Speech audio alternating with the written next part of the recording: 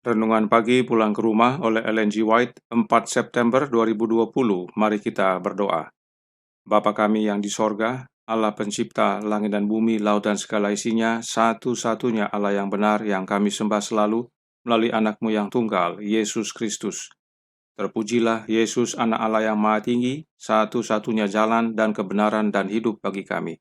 Pada pagi hari ini kami bersyukur boleh bangun dan berbakti dan sebagaimana membaca nasihat firman-Mu, kiranya ini menjadi pembaharuan dan kekuatan bagi masing-masing kami, teristimewa dalam rumah tangga kami. Beserta kami sepanjang perbaktian ini kehendak-Mu yang jadi, ampun kami akan dosa dan salah, karena kami berdoa hanya melalui Yesus Kristus, anak Allah yang tunggal, yang adalah Tuhan dan Juru Selamat kami. Amin. Renungan hari ini akan dibacakan oleh Saudara Jones Ayorbaba. Silahkan, Saudara Jones. Terima kasih. Judul renungan pagi kita pada pagi hari ini 4 September 2020, Sukacita Sejati. Ayat inti kita terdapat dalam Mazmur 16 ayat 11. Di hadapanmu ada sukacita berlimpah-limpah. Biarlah masing-masing memberikan kasih gantinya meminta. Tumbuhkanlah apa yang paling mulia dalam dirimu dan cepatlah mengenal kualitas-kualitas yang baik dalam diri masing-masing. Kesadaran bahwa dirinya dihargai adalah perangsang dan kepuasan yang luar biasa. Simpati dan rasa hormat mendorong usaha mengejar kelebihan, dan cinta itu sendiri berkembang sementara itu merangsang kepada tujuan yang lebih mulia. Baik suami maupun istri tidak harus memadukan kepribadiannya satu sama lain. Masing-masing mempunyai hubungan pribadi dengan Allah. Kepadanya masing-masing harus bertanya, manakah yang benar? Manakah yang salah? Bagaimanakah saya bisa dengan sebaik-baiknya mencapai tujuan hidup? Biarlah kekayaan kasih sayangmu mengalir kepada Dia yang telah menyerahkan nyawanya bagimu. Jadikanlah Tuhan yang pertama dan terakhir dan yang terbaik dalam segala hal. Sementara kasihmu terhadap Dia semakin kuat dan mendalam, maka cintamu terhadap satu sama lain akan dimurnikan dan dikuatkan. Baik suami maupun istri jangan berusaha menguasai yang lain secara semena-mena. Janganlah mencoba memaksa yang lain untuk menyerah kepada keinginanmu. Engkau tak dapat melakukan ini sambil mempertahankan cinta kasih pasanganmu. Bersikaplah ramah, sabar, tabah, punya perasaan dan sopan. Dengan rahmat Allah, engkau dapat berhasil untuk membahagiakan satu dengan yang lain, sebagaimana dalam sumpah pernikahan itu, engkau telah berjanji untuk melakukannya. Tetapi ingatlah bahwa kebahagiaan itu tidak diperoleh dengan hanya memikirkan diri sendiri saja, merasa puas dengan mencurahkan segenap kasih sayangmu kepada satu sama lain. Manfaatkan setiap kesempatan untuk membahagiakan orang-orang di sekitarmu. Ingatlah bahwa kebahagiaan sejati dapat diperoleh hanya dengan pelayanan yang tidak mementingkan diri. Ketabahan dan sifat tidak mementingkan diri sendiri menandai kata-kata dan tindakan semua orang yang menghidupkan kehidupan yang baru di dalam Tuhan. Sementara engkau berusaha menuruti kehidupannya, berusahalah untuk mengalahkan diri dan kekikiran, lalu melayani kebutuhan orang lain, maka engkau akan memperoleh kemenangan demi kemenangan. Dengan demikian, pengaruhmu akan menjadi berkat bagi dunia ini. Pria dan wanita dapat mencapai maksud Allah bagi mereka kalau mereka mau menjadikan Tuhan sebagai penolong mereka.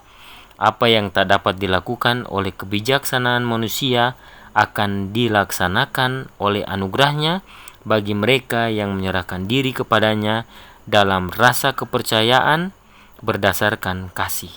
Pemeliharaannya dapat menyatukan kedua hati dalam ikatan yang berasal dari sorga. Cinta bukan sekedar saling melontarkan kata-kata yang lembut dan pujian.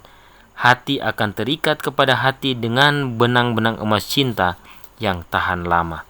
Seri Membina Keluarga Jilid 4, halaman 327 sampai 329. Terima kasih. Terima kasih atas penata layanan Saudara Jones. Tuhan Yesus memberkati. Saudaraku dalam Tuhan, sebagai informasi bahwa di dalam renungan pagi hari ini ada 3 kali menuliskan kata Tuhan. Namun dalam tulisan aslinya, Nyonya White tulis Kristus. Sebagai contoh, Pulang ke Rumah halaman 265 paragraf 2 yang berbunyi, "Jadikanlah Tuhan yang pertama dan terakhir dan yang terbaik dalam segala hal." Perhatikan dalam tulisan aslinya, Nyonya White tulis, "Make Christ first and last and best in everything." Jadi Kristus yang dituliskan.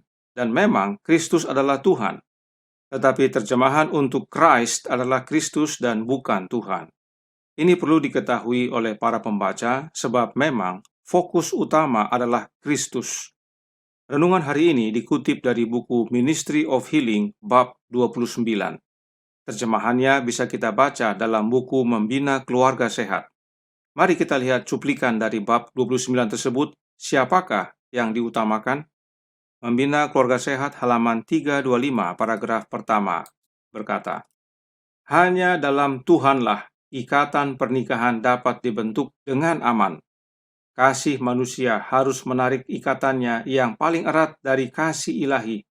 Hanya di mana Tuhan berkerajaan, didapati kasih sayang yang mendalam, sejati dan tidak mementingkan diri." Kembali dalam tulisan aslinya, Nyonya White tulis Christ atau Kristus, namun IPH menerjemahkan menjadi Tuhan. Tidak masalah, inilah pentingnya belajar.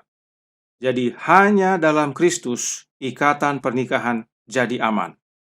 Dan hanya di mana Kristus bekerajaan, kasih sayang yang mendalam, sejati dan tidak mementingkan diri boleh kita rasakan dalam rumah tangga.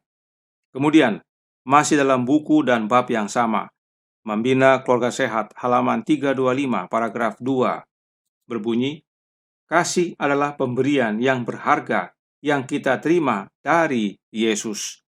Nah, dalam kalimat ini terjemahannya sudah benar, bahwa kasih itu kita terima dari Yesus, dan Yesus itu adalah Tuhan. Tidak heran IPH menerjemahkan yang berikut ini dalam Membina Keluarga Sehat masih dalam halaman 325 paragraf 2 yang berkata, "Dengan diajar oleh Roh Tuhan, mereka mengasihi Allah di atas segala sesuatu dan sesama manusia seperti diri sendiri."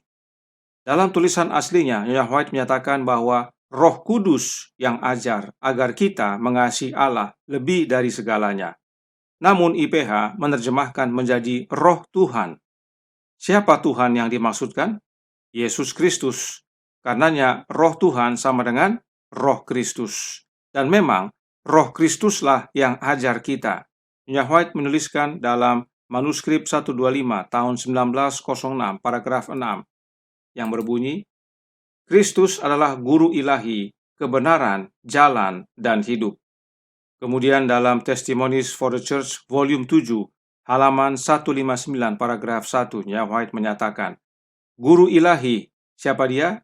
Yesus Kristus, mengatakan, "Rohku sendiri yang kompeten untuk mengajar dan menginsafkan akan dosa." Guru ilahi kita adalah Yesus Kristus, yaitu melalui kehadiran Roh-Nya yang kudus, dan hanya Roh-Nya Kristus yang kompeten untuk mengajar kita.